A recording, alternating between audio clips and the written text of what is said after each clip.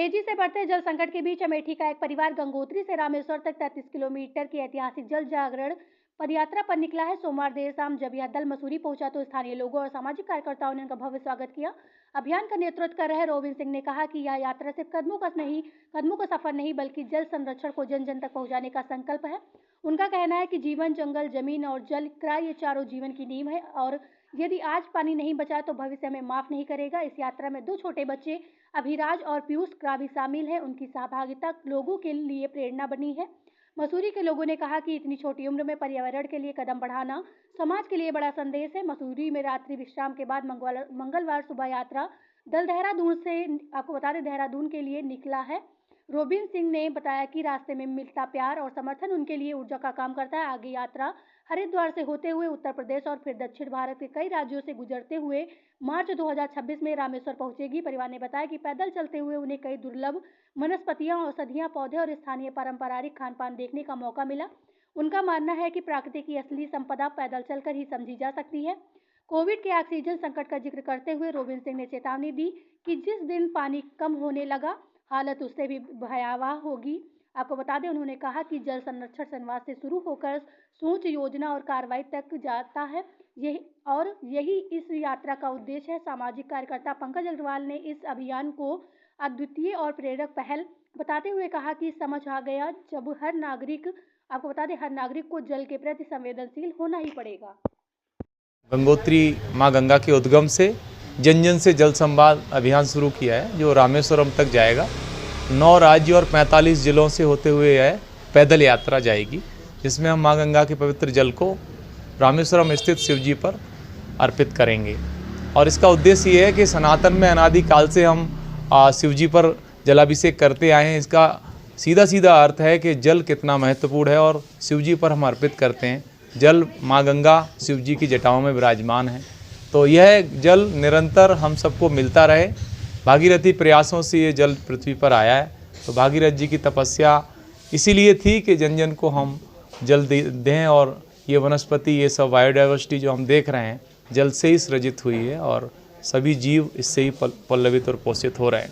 आज पूरी दुनिया के अंदर जल संकट है और इससे निवृत्ति पाने के लिए हम सबको एक साथ साझा प्रयास करने की आवश्यकता है, जिसका एकमात्र विकल्प है कि हम संवाद करें, जल के प्रति हम संवेदनशील हों और जल के बारे में जब तक हम अपने अंदर आत्मचिंतन नहीं करेंगे तब तक हम उसके प्रति संवेदनशील नहीं हो सकते।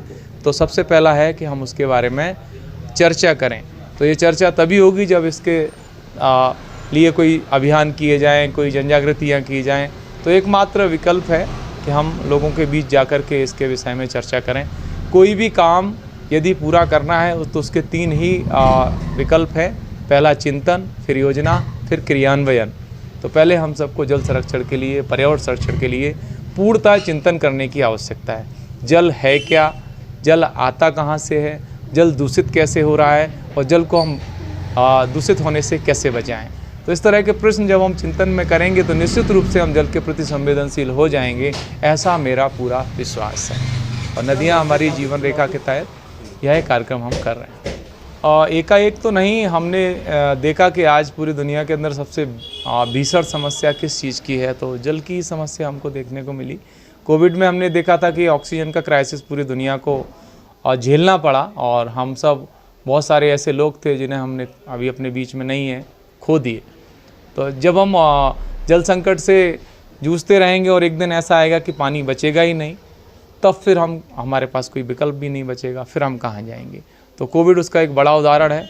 हमारे साथ हमारा 6 साल का बेटा, हमारी पत्नी रागिनी सिंह, पीयूष सिंह, हमारे साथी रविंद्र सिंह, उनका 8 साल का बेटा अभिराज सिंह और हमारे साथ अमेठी से श्री रामधीरज सिंह जी हैं, जो हम 6 लोग निरंतर इस अभियान में पैदल यात्रा कर रहे हैं।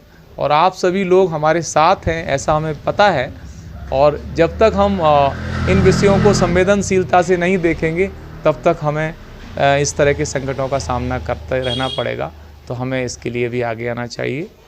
कई लोग यात्रा के दौरान आपको मिले होंगे, किस तरीके का अनुभव रहा आपका? मेरा अनुभव तो बहुत ही आनंदित करने वाला है। हम लोग पैदल चलते हैं, वनस्पतियाँ देखते हैं, नदियाँ देखते हैं, उनके बहाव देखते हैं, सूर्य नारायण को निकलते डूबते देखते हैं। पूरा प्रकृति का जो दृश्य है वो हमारे आँखों में, हमारे मस्तिष्क में पूरा समाया हुआ है। पूरा रोड मैप हमारे दिमाग में बैठ जाता है।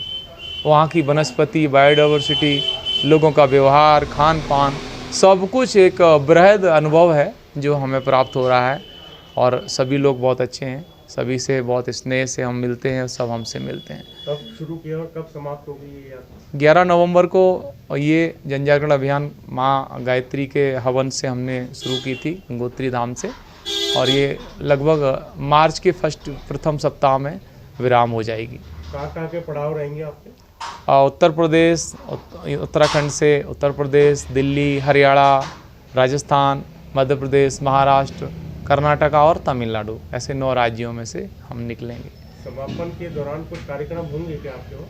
हम वहाँ जाएंगे और शिव जी पर जलाभिषेक करेंगे, और वहाँ पर भी हम गायत्री माता का हवन करेंगे ताकि वातावरण शुद्ध हो और हम सबके विचार भी शुद्ध हों। और जिस तरीके से जन जागरण आप कर रहे हैं, ऐसे में सरकार को भी आगे आना चाहिए क्या?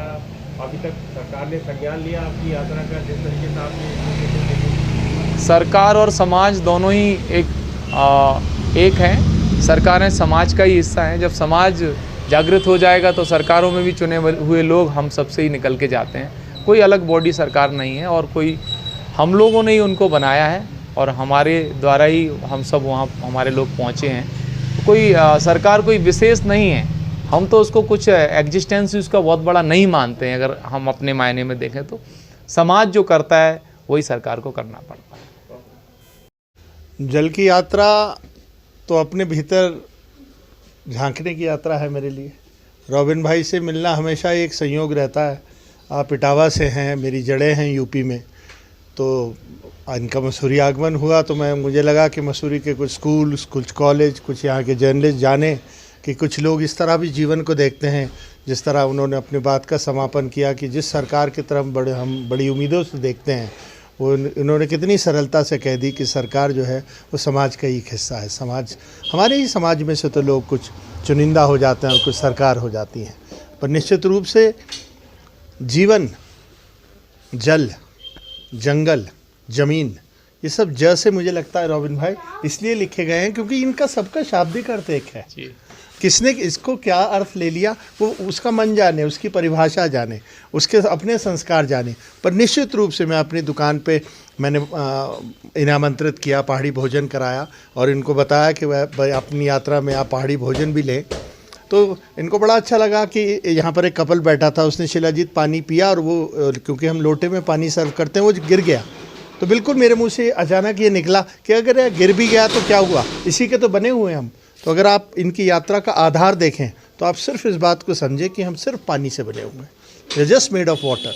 उस जल को कीमत जिस दिन हमें पता चल जाएगी उस दिन ना हमें सरकार की तरफ देखने की ज़रूरत है ना किसी समाज की। मैं ही अपने आप में समाज हूँ और मैं ही अपने आप में सरकार हूँ, और जल मेरा आधार है। मेरे लिए जल ही जीवन।